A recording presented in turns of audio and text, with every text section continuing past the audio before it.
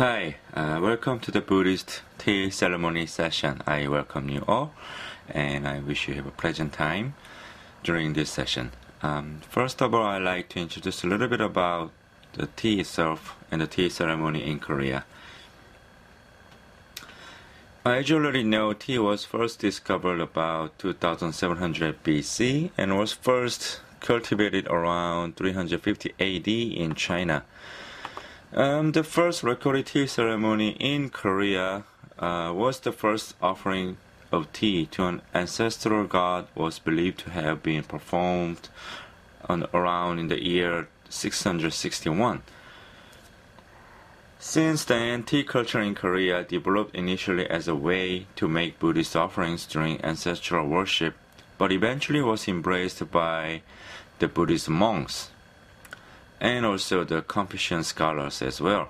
The Buddhists felt the stimulating effect of the tea helped to bring them closer to the gods or ancestors or even themselves.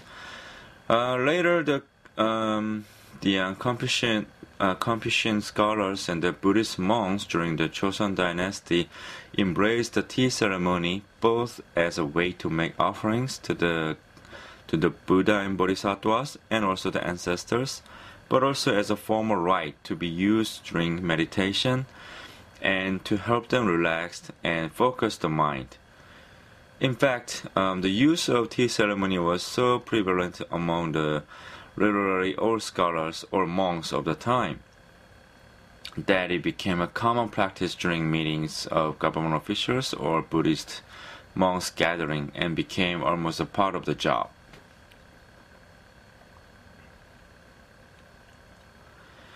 The Buddhist monks also embraced the tea drinking and the tea ceremony as a way of helping them find the way to spiritual enlightenment and to purify the mind.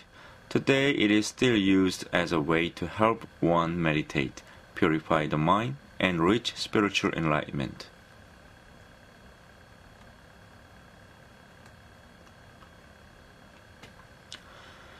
Korean tea, usually it refers to Korean green tea, can be roughly classified into three categories based primarily on the time the tea leaves were picked. The first category is called ujeon. It is the first flush tea of the year and consists of the first tea leaf buds that appear around April before May. Of course, the time varies slightly each year, but these first buds of the leaves are picked before they become too large and are used to make tea with the most delicate flavor and fragrance. The second classification is called sejak and are the slightly larger leaves that appear about 14 to 15 days after the first harvest.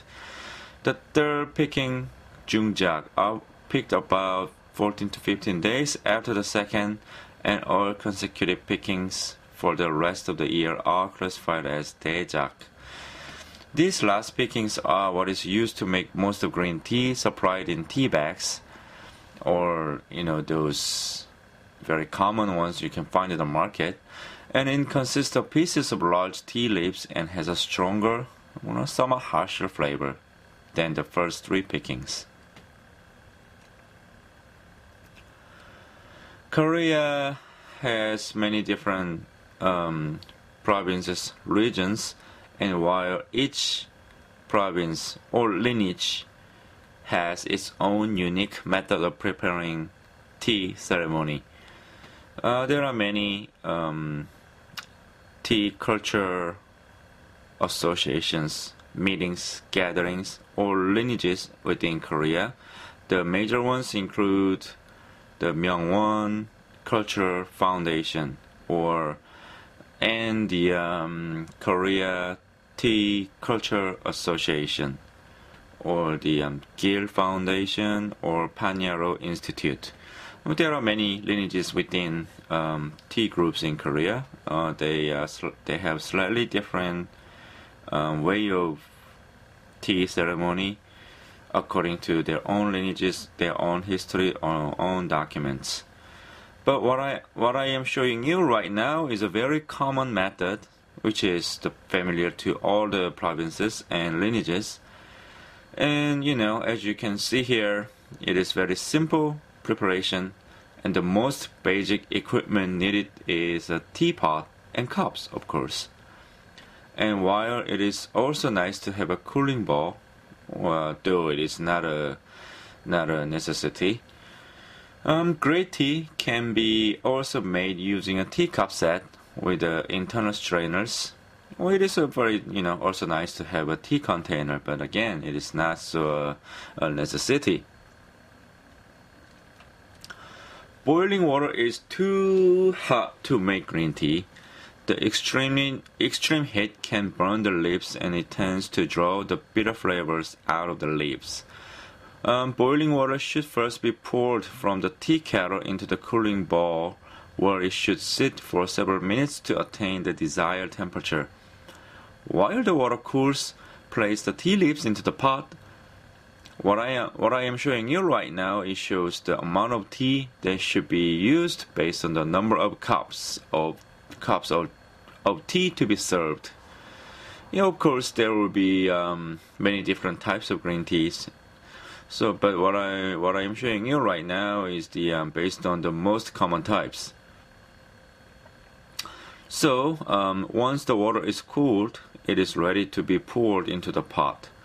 After letting it steep for 2.5 minutes, it should be then poured equally into the cups and sipped slowly for maximum enjoyment.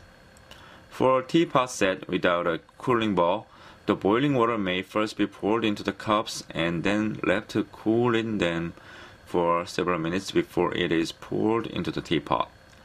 The tea leaves should be used 3 times and then washed out of the teapot with water.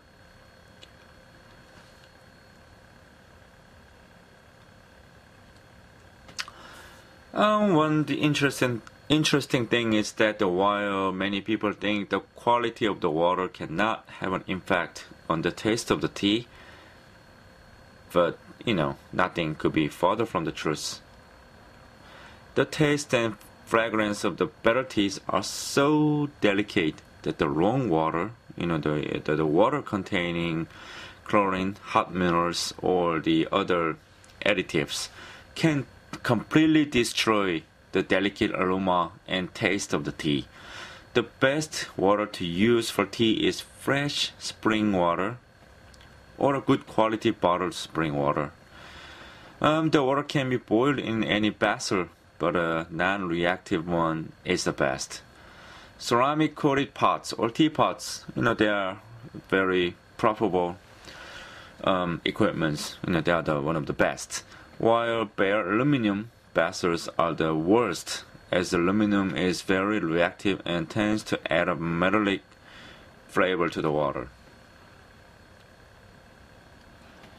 The teaware should be laid out on a small low tea table.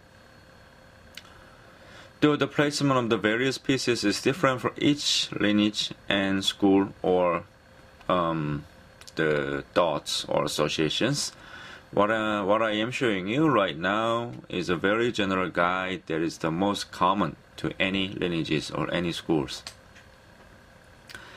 As I am showing you right now, the teapot is placed on the right side of the table near the front, which is the side nearest to the server. The cooling bowl directly beyond it.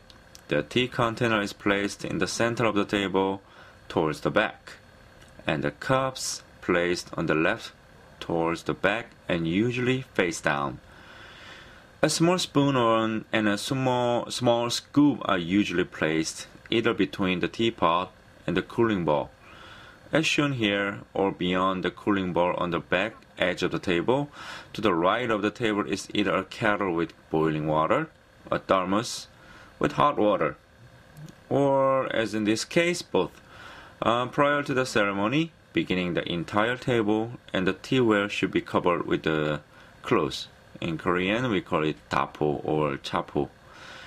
There is also usually a wastewater bowl to the side for discarding the unused water and used tea leaves.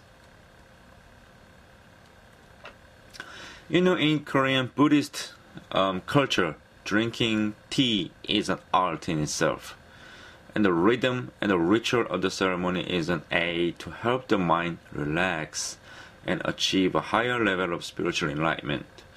In order to achieve that, the following movements are all performed with slow grace and in a very smooth, controlled, and artful motion. First, the cloth cover is removed from the top of the table and the teaware. Next, with the right hand, the lid of the tea container is removed and placed on a strain or on the table in front of the container. And then the lid of the teapot is removed at the same time in the same manner. Then with the left hand, the tea container is picked up. And with the right hand, the spoon is used to place the proper amount of the tea in the teapot. The tea container is then returned to its place and the lid restored at the same time. Hot water from the kettle is poured into the cooling bowl, and one must wait the appropriate amount of time for the water to cool sufficiently. Generally 1 to 2 minutes. 1 to 2 minutes are fine and adequate for in most cases. After the water is cooled, the bowl should be lifted with 2 hands and the water poured gently into the teapot. Then the cooling bowl placed back of the table. The lid is then placed on the teapot and the tea is allowed to steep for the proper amount of time. In some cases, water from the cooling bowl is also poured into the teacups to preheat them, and then poured out into the waste water bowl. The tea is then poured into the cups and served. After drinking the first cup of tea, the last steps of pouring the water into the cooling bowl, then into the teapot, and then into the cups is repeated 2 more times. Each time a serving of the tea leaves is placed in the teapot, they are steeped 3 times. As I am showing you right now, the tea leaves should be steeped 3 times, and each time a cup of tea is served. The cup should be sipped from 3 times, sipping around the third of the cup each time.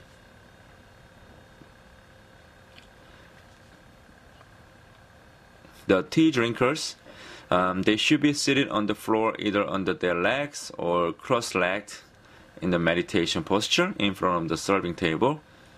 After the tea is poured into the cups should be picked up with the right hand and the left hand placed on the left hand placed flat under the cup, and then with the elbows slightly out to one side. The hands and cup are brought up together to the mouth prior to sipping the tea. The delicate fragrance of the tea should be first enjoyed by holding the cup under your nose and inhaling deeply. After a moment, the tea should be sipped lightly and rolled over the tongue while savoring the fragrance and taste. After the tea is swallowed, there remains the aftertaste that should be enjoyed for its own unique flavor before taking your next sip of tea. After the first sip, the cup is then brought down to the level of the belly and held there while the drinker breathes and clears the mind of thoughts while focusing one's energy into the area of the body behind the belly button. After the second sip of the tea should be brought to the middle of the torso, and again, one should breathe, clear the mind of thoughts, and feel the energy flow from the middle of the chest.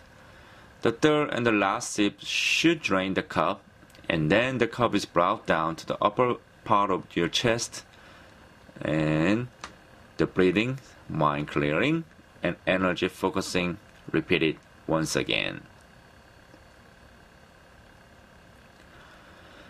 So the tea ceremony is said to be an aid to digestion after a meal, sometimes, and some claim it helps the complexion as well. It has no calories and is much lower in caffeine than coffees, but the real joy in drinking tea is the actual experience. Drinking tea should be a calming experience that brings peace to your soul and calms your nerves while allowing you some time to think, or dream, or simply enjoy the fragrance and taste of the tea itself. Nothing to worry about, and you just taste the tea as it is while you're sipping it.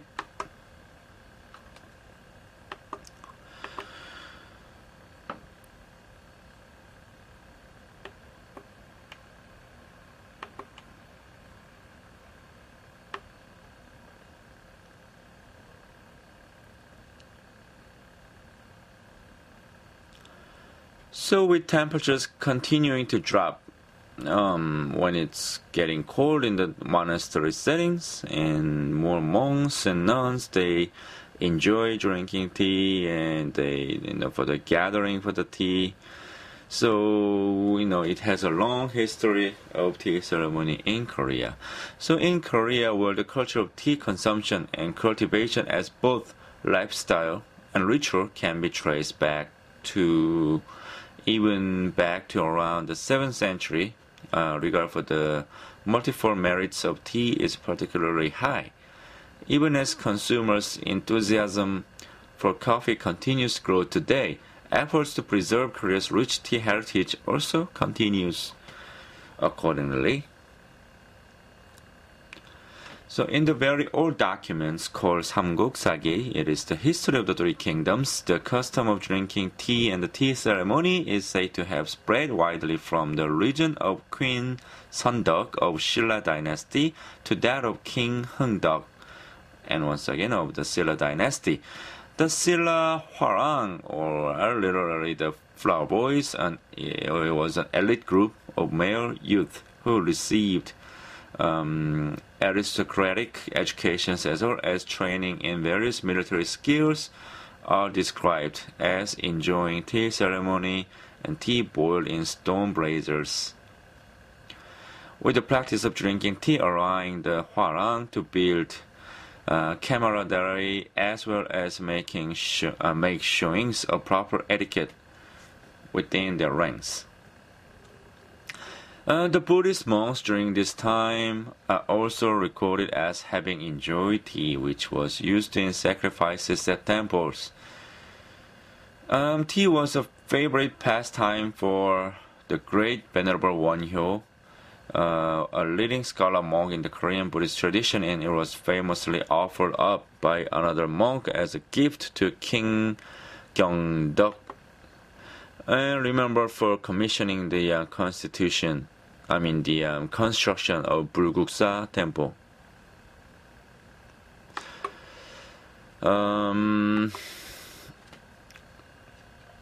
So after the Silla dynasty during the Goryeo kingdom, the tea culture flourished together with the spread of Buddhism, becoming a fixture not only in the royal palace but also among literacy figures and in religious settings. Tea was an essential part of the formal as well as informal rites, presented at ceremonies celebrating the birthdays and weddings of royalty, as well as these welcoming foreign envoys.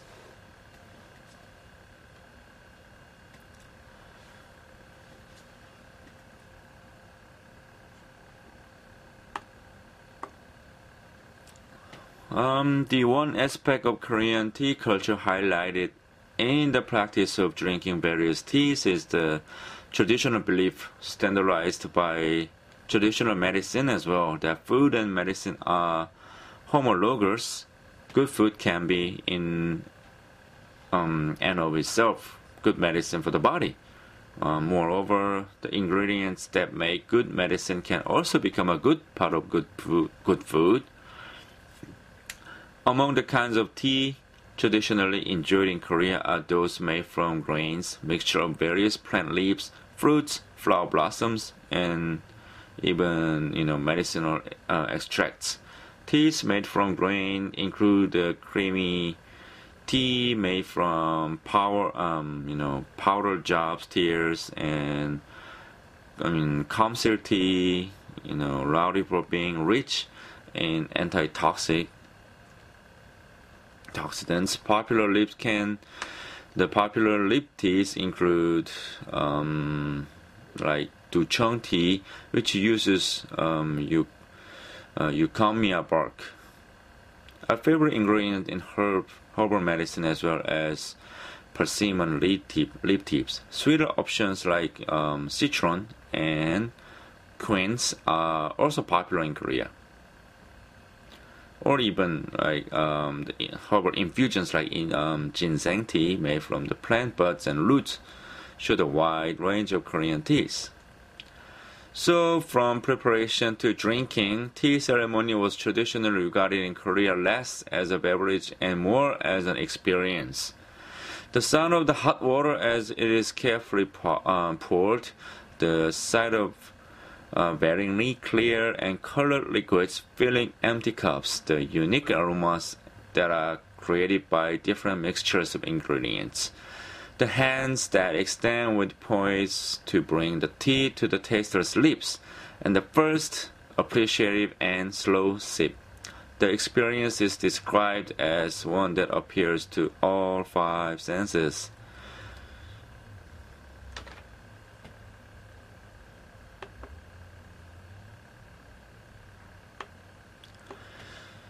So after the tea ceremony, it is time to clean the teapots and teawares and even the cooling bowl.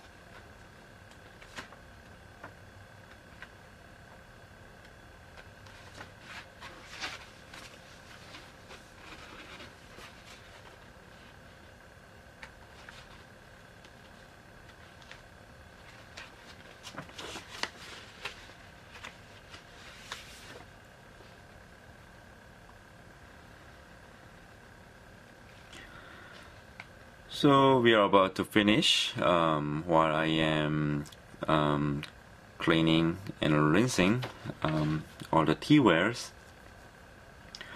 So I really do hope you had a great time. I just wanted to emphasize that Korean tea ceremony is not only just about drinking some beverage. It is an experience, and it is a way of practice in Buddhist settings.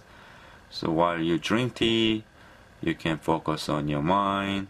You are getting into the samadhi. You are getting into the mindfulness, and also, or if you are not familiar with the Buddhist meditation, then you can just clear your mind, get rid of all your thoughts for the moment that the lovely golden drops passes through your tongue and throats.